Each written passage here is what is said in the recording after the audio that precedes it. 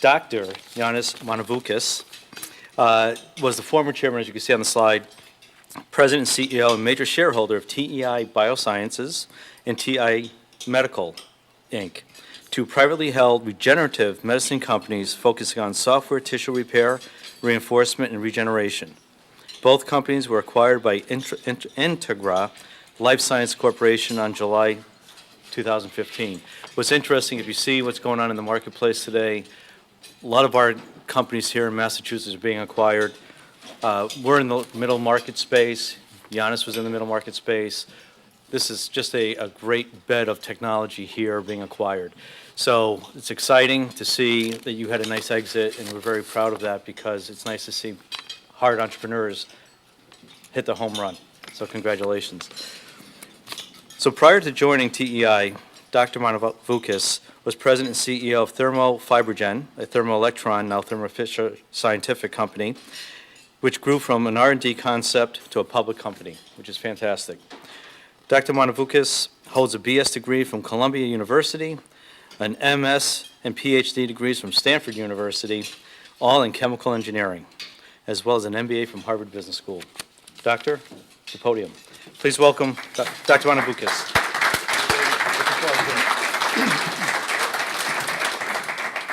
Thank you, David. Thank you, Bob. Thank you, Todd. And it's great. It's a great pleasure to be here today.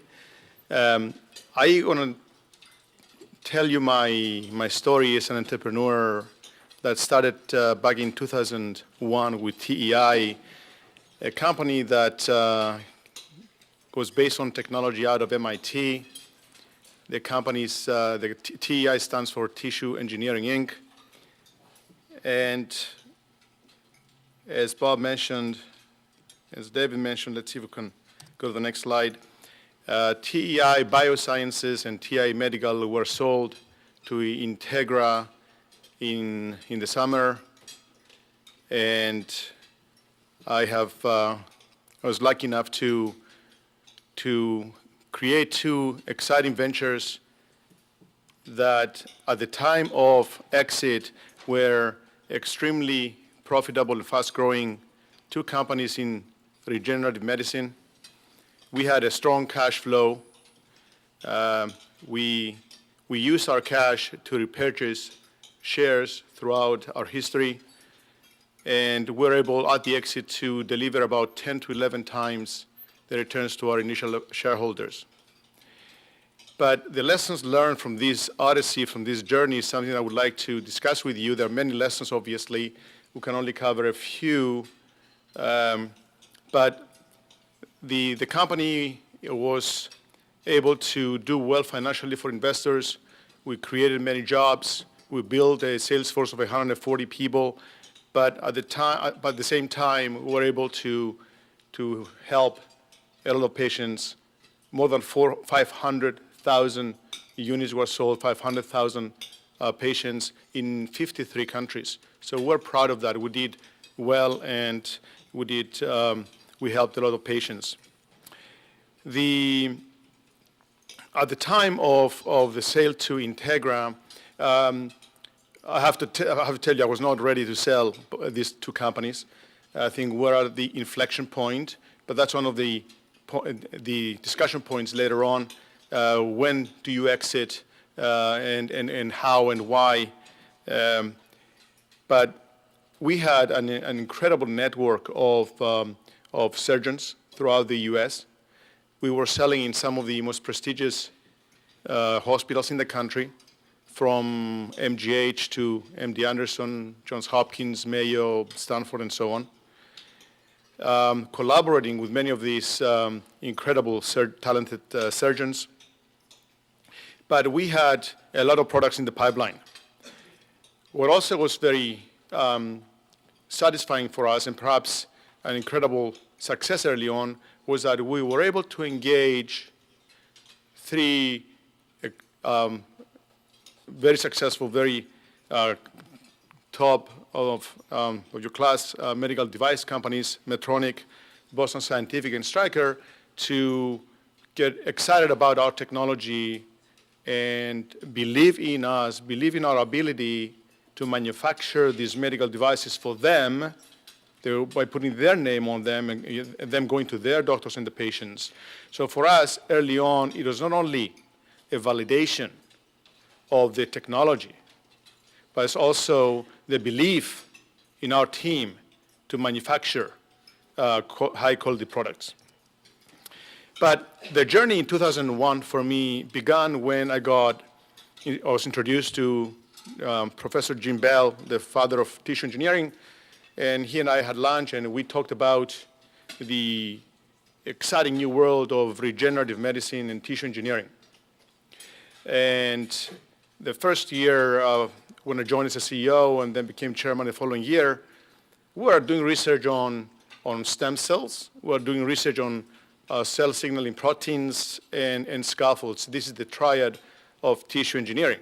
If you want to rebuild a tissue or to rebuild an organ, you need these three things. But you can see that each one of these is an incredible platform. You can take cells for cell therapy. You can take signals as proteins, as here another platform, another company out of that. And of course, scaffolds that are more 510K products. So the first question is, which way do we go? If you have infinite resources, the answer is you go after all three, but that's impossible. So here you are faced with this exciting new world of building new organs and tissues, and you have to choose the direction carefully. And we validated a number of these technologies. We're able to take dermal fibroblasts from adults and redirect them back in time, turn them into pluripotent stem cells, and from there into a number of various phenotypes, and at least some of them there. So which way do you go? But it was for a number of reasons, regulatory, safety, funding, and so on.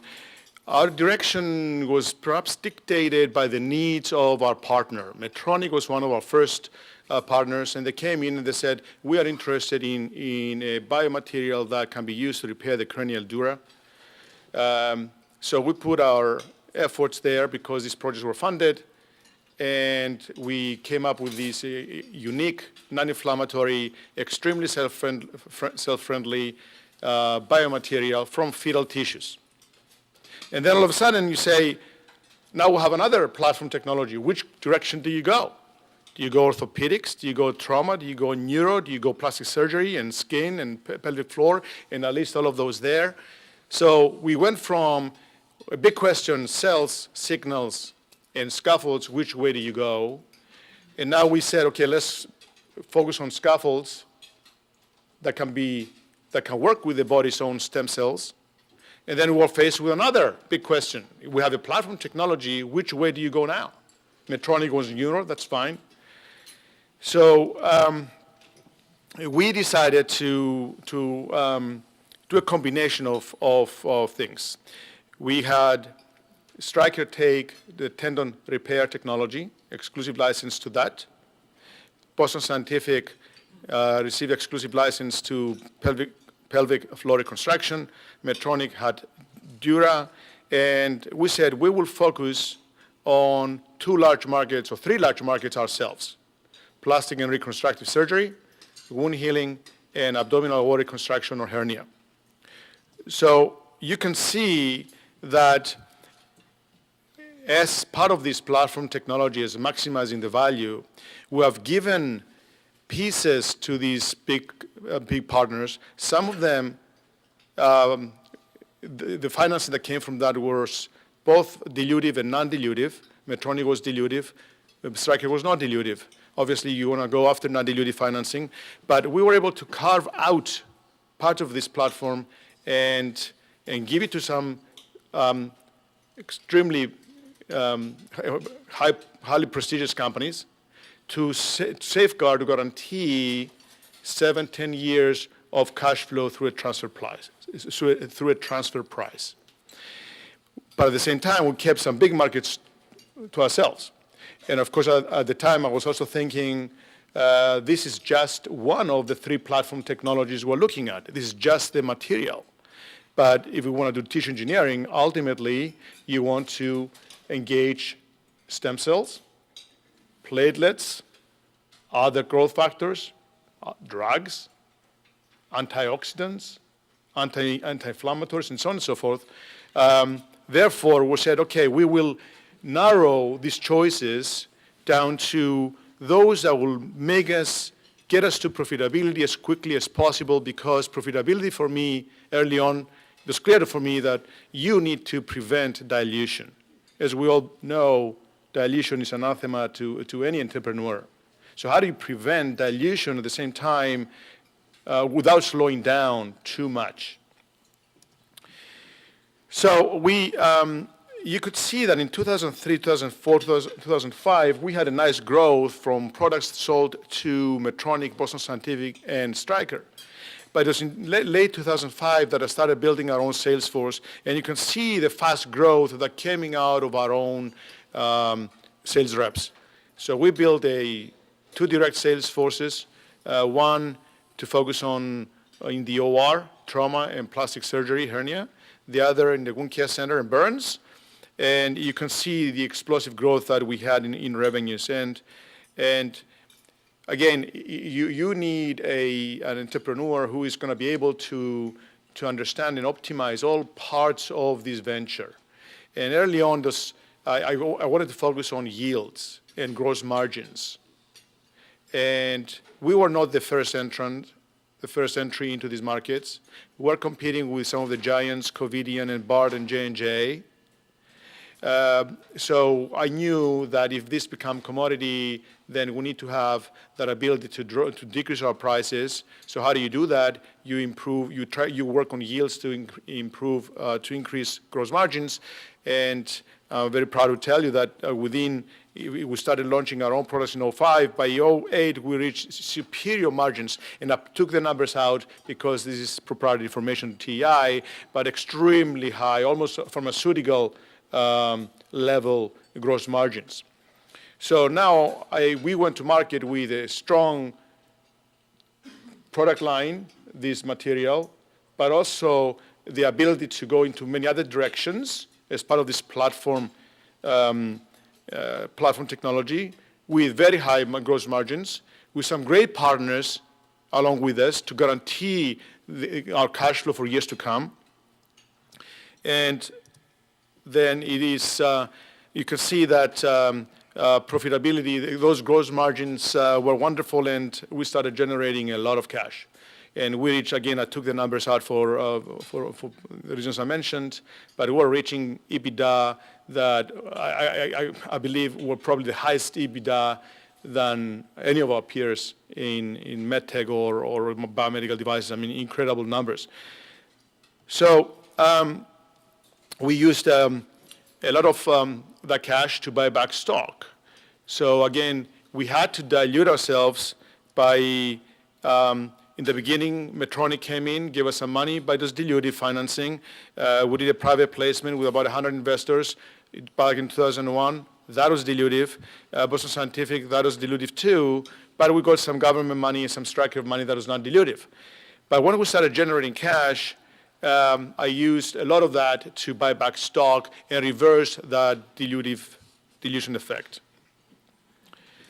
So there are many, many questions here, many, many lessons from this journey.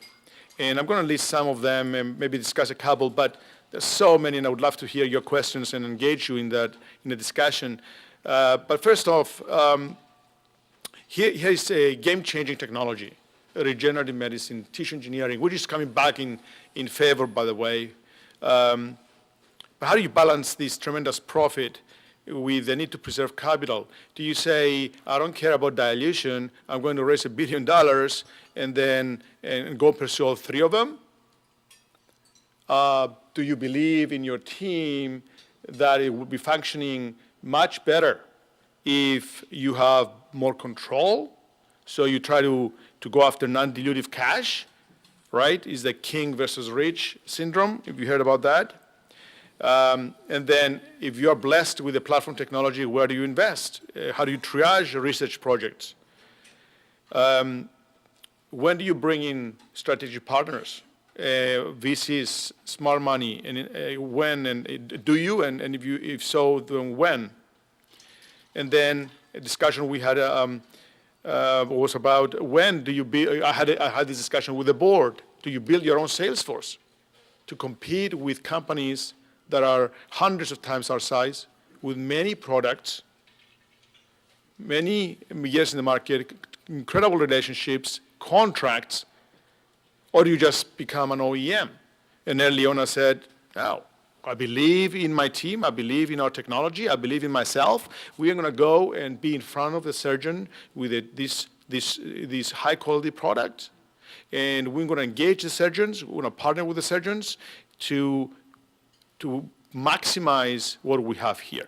It was that confidence, I think, that you need to bring in your team people that are realists, but also have the guts to think outside the box.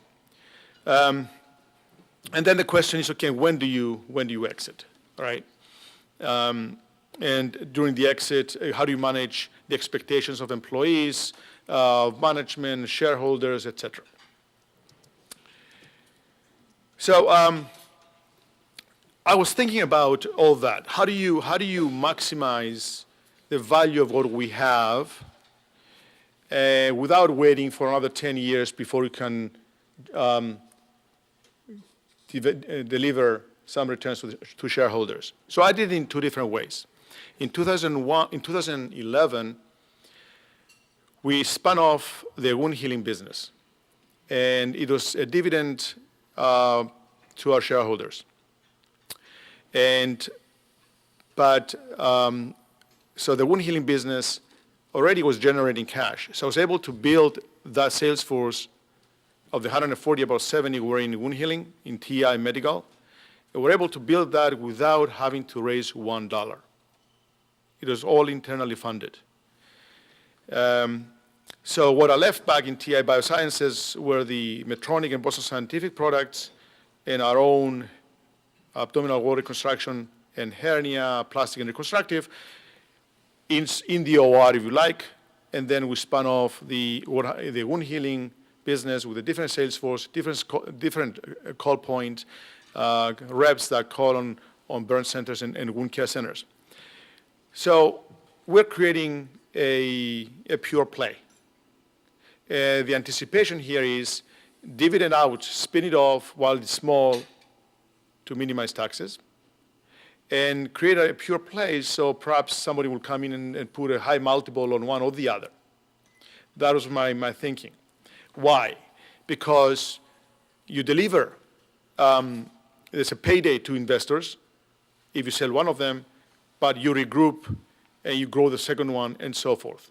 In fact, at the time, I was contemplating spinning off our aesthetics business out of TEI Bio, and the cardiovascular business also out of TEI Bio. But things happen. There were companies, private equity groups that came in, and they were a bit confused about who owns what and what goes where. So it was clear that, yes, it may be maximizing value. The spin-off strategy may maximize value because of that pure play. But the downside is that you're confusing the potential buyer. So we didn't proceed with the spin-off of the other companies. I just kept it to two. And when Integra came in, I also looked at the value of both of these companies, and there are some things that fit very well with them. There are some things that didn't fit, but they were interested in going to the market. And there are a couple that they were not interested at all, which I carved out and I bought the license to.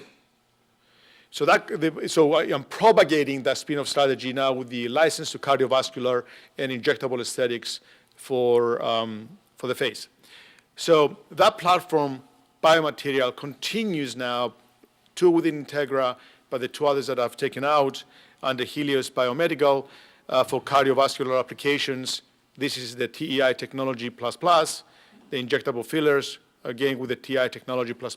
I carved it out. I have the license. I also have a manufacturing and supply agreement with Integra that will be making this product. It's good for them because they'll have a transfer price, and they will keep, because of economies of scale, they will keep their gross margins high, and it's good for me so I don't have to go and build another manufacturing facility. So this is, for me, what lies ahead. There are many lessons learned in this journey, during this journey.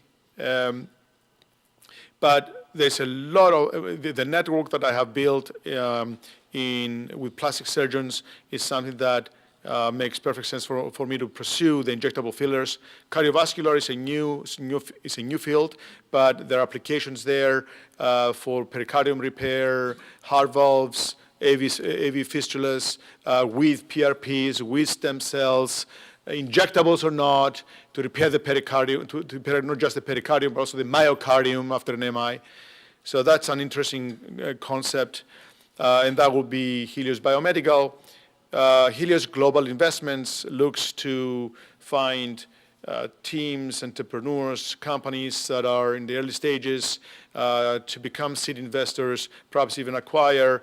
And I'm looking at some companies out of Europe for the early detection of cancer, but I'm just starting now to explore other opportunities. But so there are many lessons learned on this journey, and it doesn't mean that what we did, that everything that we did was right.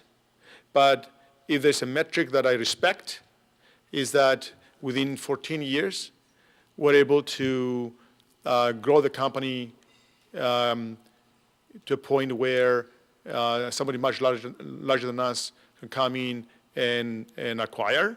We helped so many patients around the world, and we delivered 10 times our initial investors' money. So for me, it was a success. We could have continued to run this company for years to come, but at this point, it was perhaps best to carve out something for continuity, deliver the return to the shareholders, and then look at the next opportunity. Thank you for your attention, and I'll be happy to answer any questions.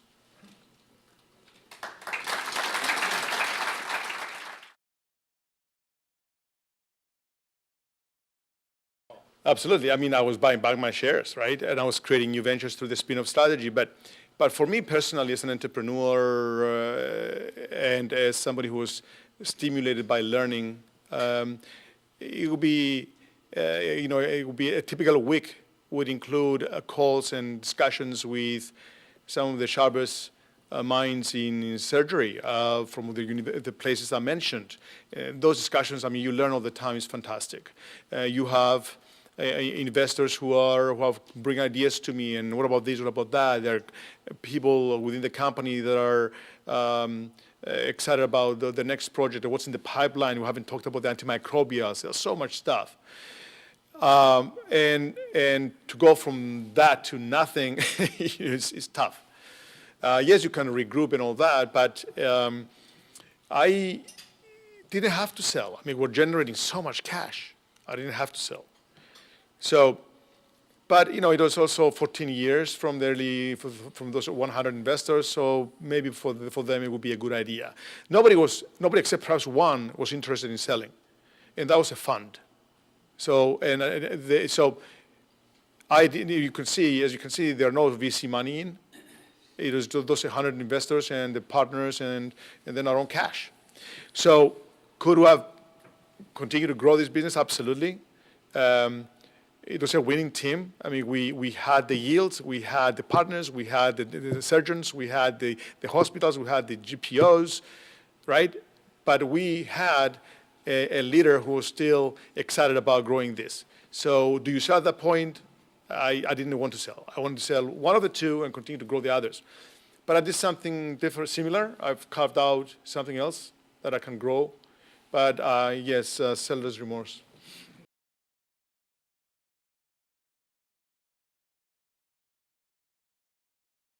So that's a great question. So if you go here, MEDTRONIC was the initial investor. But the agreement we had with them is that they only had the neuro field of use. But what we developed for them, which was a 510K with clinicals, ended up being an easy 510K for other applications. So we did Euroguy next. That was a 510K. When we had that press release, we had J&J and AMS and Boston Scientific calling us. We de-risked it for them. So they were ready to come in, and we got some money from them, and so on. Then we did the next one within months for tendon augmentation.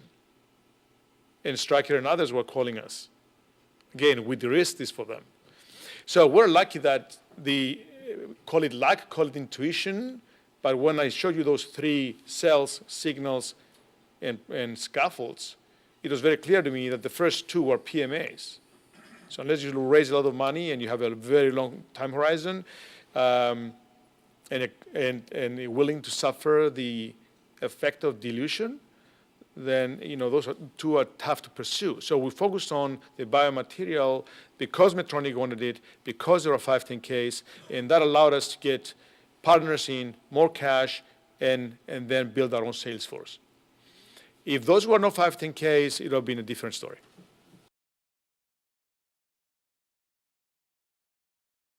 So initially, when I joined, we were 30 people, mostly in R&D. But then we ran into some difficult times in the next year, and we went down to about 5.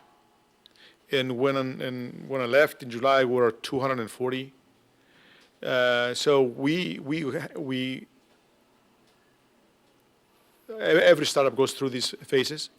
At the time, I thought having a corporate partner would be a good thing. It was a good thing, but you also have to be careful what you wish for, right? Because if you don't have control, then it can be a very challenging time when the partner is not in agreement with what you're doing, and those milestones that you think you met, you really haven't met.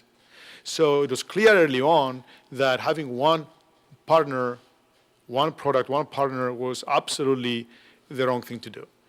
So we quickly moved towards other products, brought in more partners. So we started diversifying the partners, the 3 big ones that I mentioned. And then we said, that's not good enough. We need to diversify by having our own sales force. And then we had a mix of direct reps and independent and distributors.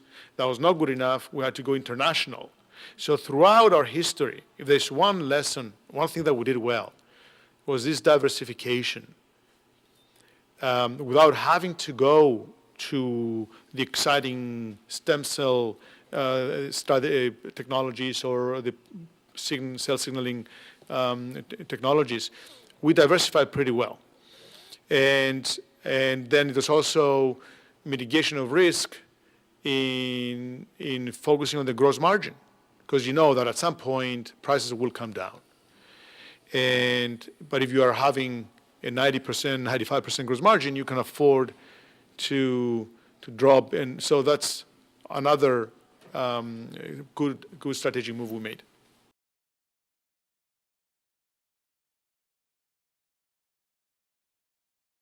Well, they're very happy right now because they made 10 times their money. So they are calling me to ask me what's next. We had brought on board, that was just before my time, John Hatsopoulos, who from Thermoelectron. So through his network, we're able to do a small private placement, and we brought that money in. And so that those investors actually put in maybe a third of the money that we needed early on, and then we brought in the corporate partners, and that's where the money came from.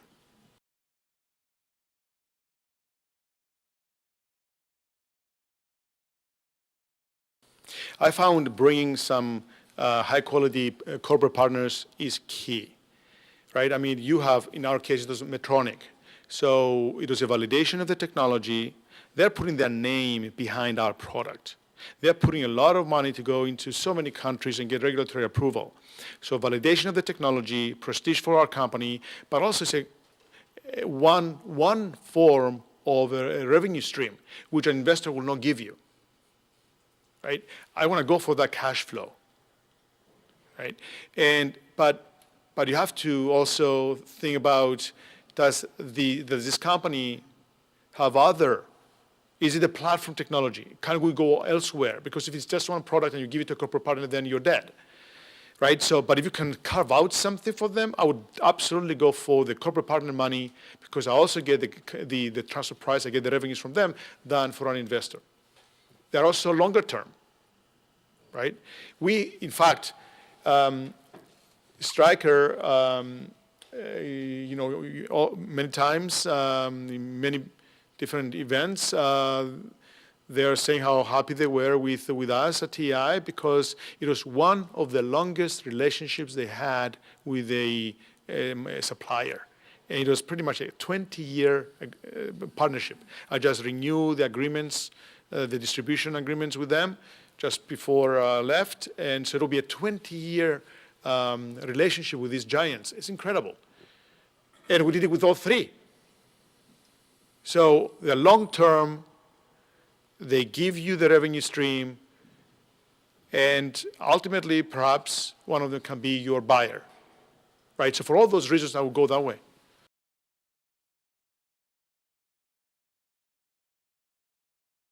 So I think everybody talks about the power of the team, but don't underestimate that. You need to find that CEO, that entrepreneur who's able, who doesn't have the huge ego to begin the gathering phase. You need to gather smart people around you, scientific advisory board, on your board of directors and so on.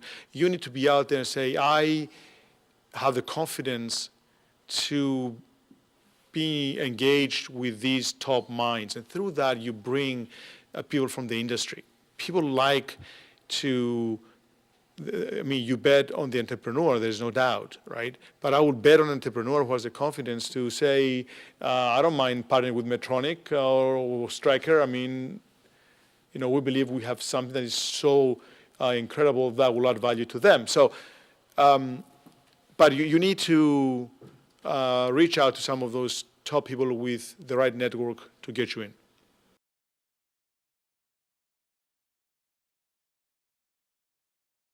When we launched Spinoff TEI Medical to focus on wound care centers, we didn't have any reps back then. And it was not the same call point as the sales rep that sells products to the plastic surgeon or to the trauma surgeon, right? So you have to find a completely different DNA, completely different background. And they started finding us because they would talk to a doctor who used our product and found it to be superior to others, and there's a lot of buzz. And as we go out, I did not hire recruiters. I found it expensive early on for us. We tried to bootstrap the company, even though we had a lot of cash coming in. But we said, we'll do this internally. So I had a team of 2 internally, and we looked at LinkedIn and so on. But the buzz was there.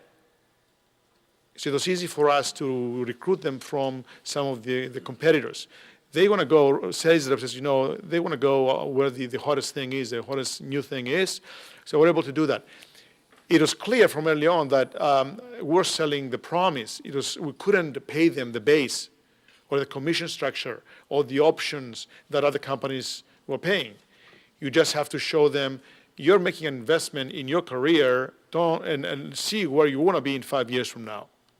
You come in a company that is going from no reps to, my goal was to have 100 reps for wounds and 100 reps for OR, that's 200 reps. So if you're a new rep coming in and you're saying, I start early, perhaps I will be a regional manager one day. So there is opportunity for advancement, as well as making a lot of money with this new technology. And by the way, I am going to be selling a tissue engineering product. And I'm going to learn how it works with the body's own stem cells and cells to rebuild. So sexy stuff, right? So you're selling that, but it is extremely difficult to keep them if they're not making the high commissions that they ultimately will need.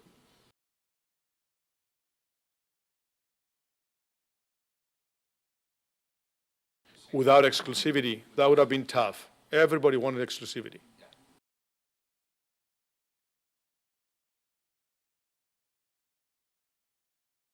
MEDTRONIC did early on, right? But yeah, I mean, that's another angle for us too. I mean, you want to validate the technology by using it in humans anywhere you can first. And usually Europe is a little bit more regulatory friendly than the US. But we got lucky with the 510Ks.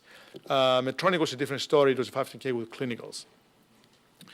But exclusivity is an absolute must.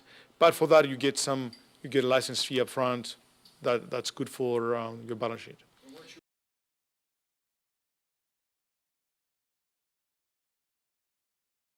No. It took a lot of convincing on my end. Took on debt, right? Sorry? It was the only time you really took on debt. Exactly. So it won't cost you a lot, but it will cost you some to follow Yiannis and his email address. I have his email address, private number, only letting it out for major investors like you, David, and hopefully Don. And I want to thank you for coming here today. Thank you. And this is actually for your wife. Oh. Because I wouldn't give it just to you for letting you come here today. And instead of our coffee, this is from Dancing Deer Bakery. So Well, something thank you for very all. much. I am not sure I want to give this to my wife.